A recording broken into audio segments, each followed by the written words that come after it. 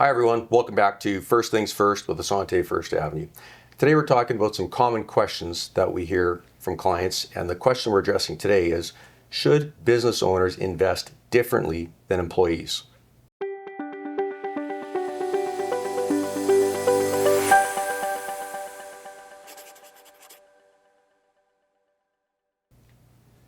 So Darren, we work with a lot of business owner families.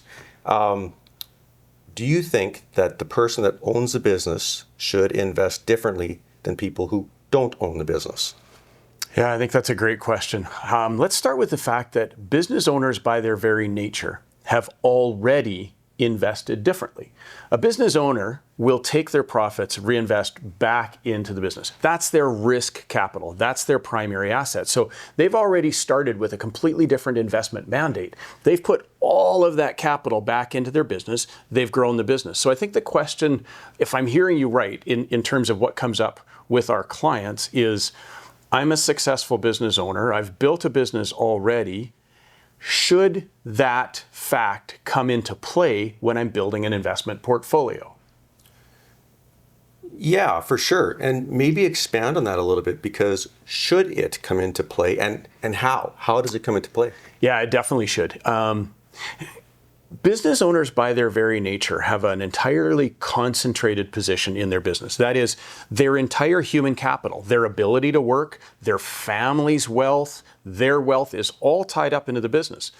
A disability, a sickness could run their business into the ground. It could bankrupt them. If the business has a really difficult period, it could bankrupt them, because that's their entire source of livelihood. So when a business owner starts to build a portfolio, and they've decided to take capital off of the table, I think that it's really important that they recognize the importance of diversification.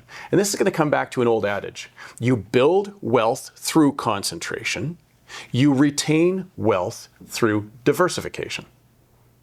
Yeah, actually, I love that statement. Building wealth through concentration, maintaining wealth through diversification.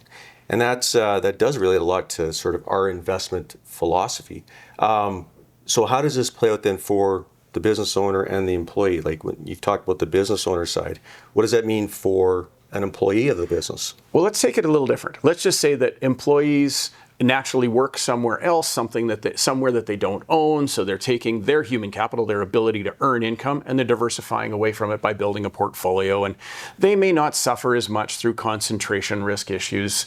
But I think it's different with a business owner, because the business owner has their entire net worth tied up into the business. So if a business owner wants to take additional risk through the purchase of an individual security or something, well, why wouldn't they just put that right back into their business? So we often urge business owners to recognize that they're already concentrated with their wealth. It's really important for them, when they've decided to take money off of the table, outside of earnings of the business, they should really consider that as an opportunity now to start conserving wealth, preserving it for their future, for the future of their family. So it is different for a business owner than it is for a more traditional employee, because they have so much tied up into their core risk asset. Yeah, okay. So really the way to think about it would be, as a business owner, would be, most of your investment goes back into the business in the early stages, and then at some point you begin to diversify.